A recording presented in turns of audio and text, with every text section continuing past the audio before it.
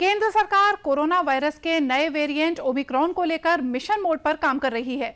राज्य सरकारों को भी नियमित रूप से अपडेट दिया जा रहा है। वहीं स्वास्थ्य मंत्रालय वॉर रूम बनाकर निगरानी कर रहा है। आइए जानते हैं ओमिक्रॉन को लेकर क्या तैयारियां हैं सरकार की।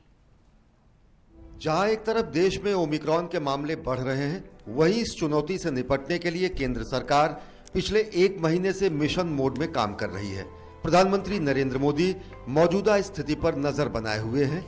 इससे पहले भी ओमिक्रॉन को लेकर प्रधानमंत्री ने उच्च स्तरीय बैठक की है। केंद्रीय स्वास्थ्य मंत्रालय में हर दिन विशेषज्ञों की टीम के साथ समीक्षा बैठक होती है। पिछले अनुभवों को देखते हुए राज्यों को नियमित रूप से अपडेट दिया जा रहा है। राज्यों को स्वास्थ्य की बुनियादी सुविधा को बढ़ाने और तैयार रखने की सूचना दी गई है। केंद्रीय स्वास्थ्य मंत्रालय का वॉर रूम 24 घंटे काम कर रहा है।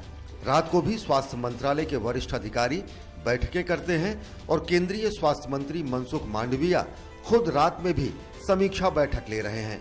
दवाओं के बफर स्टॉक, ऑक्सीजन की उपलब्धता, अस्पतालों में बेड की उपलब्धता और टेस्टिंग की क्षमता की हर दिन समीक्षा की जा रही है। केंद्र सरकार ने पहले ही कोविड की चुनौतियों से निपटने के लिए 23,000 करोड़ रुपए के इमरजेंसी पैकेज की घोषणा की है। देश में टेस्टिंग क्षमता भी बढ़ाई गई है। अब तक करीब 68 करोड़ टेस्ट किए गए हैं। देश भर में 3,117 टेस्टिंग लैब हैं, जिनमें 2,014 आरटीपीसीआर टेस्टिंग लैब हैं, 941 ट्रूनेट, 132 सीबीनेट और 30 दूसरे लैब हैं जहां कोरोना वायरस की जांच होती है। देश में 204 आरटीपीसीआर टेस्ट किट बनाने वाली कंपनियों को मंजूरी दी गई है। वहीं 53 rapid antigen test, 7 home testing RAT company और 4 और टेस्टिंग कंपनी पाइपलाइन में हैं। देश में हर दिन करीब 20 लाख टेस्ट करने की क्षमता है और भविष्य की चुनौतियों से निपटने के लिए जरूरत पड़ने पर टेस्टिंग क्षमता को बढ़ाया जा सकता है। अगर बात राष्ट्रव्यापी टीकाकरण की करें तो देश में 90% वयस्क आबादी को कोविड वैक्सीन की पहली डोज लग गई है और वहीं 65% वयस्क आबादी को वैक्सीन की दोनों डोज।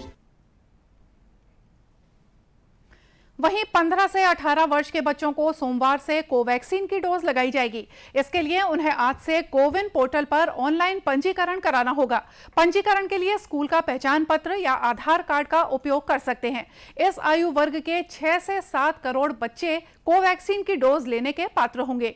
स्वास्थ्य देखभाल और अग्रिम पंक्ति के कार्यकर्ता और अन्य गंभीर रोगों से ग्रस्त 60 या ज्यादा आयु के नागरिक अपने मौजूदा कोविन अकाउंट के माध्यम से एहतियाती डोज लगवा सकेंगे। कोविन प्रणाली से समय पर एहतियाती डोज लेने के पात्र लोगों के पास एक एसएमएस भेजा जाएगा। इन लोगों को 10 जनवरी से एहतियाती डोज लगाई जाएगी। करीब 3 करोड़ स्वास्थ्य देखभाल और अग्रिम पंक्ति के कार्यकर्ताओं के कोविड वैक्सीन की एहतियाती डोज के लिए जनवरी में पात्र होने की आशा है। यह डोज कोविड वैक्सीन की दूसरी डोज लेने के 9 महीने के बाद लगाई जाएगी। राष्ट्रीय स्वास्थ्य प्राधिकरण के मुख्य कार्यकारी अधिकारी RS शर्मा ने बताया कि 60 और उससे ज्यादा आयु के लोगों को पंजीकरण कराते समय अपनी बीमारी की जानकारी देनी होगी और उन्हें इस बारे में टीकाकरण केंद्र पर पंजीकृत डॉक्टर का प्रमाण पत्र भी देना होगा।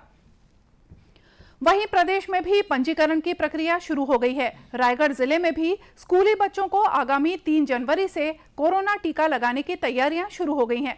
स्वास्थ्य विभाग ने अपनी तैयारियों को अंतिम रूप देते हुए स्कूली बच्चों को स्कूल में ही टीका लगाने की बात कही है।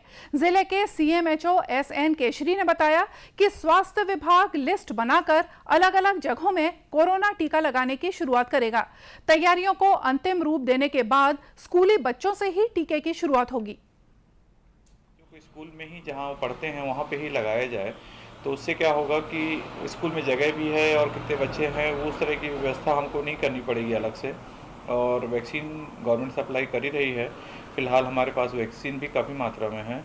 तो अगर जैसे मैसेज मिलेगा, वैसे जनरली ये होता है कि हमको एक पहले मैसेज आता है, एक ट्रेनिंग भी होती है और काफ़ी उसकी तैयारी के बारे में क्या क्या जो प्रोटोकॉल है वो सब भी होता है। तो वो जैसे ही होगा तो हम वैक्सीन लगाएंगे। स्वास्थ्य विभाग के मुताबिक किशोरों को कोरोना टीका लगाने की डोज पर्याप्त मात्रा में उपलब्ध है। साथ ही बुजुर्गों को भी बूस्टर डोज लगाने की पहल की जाएगी।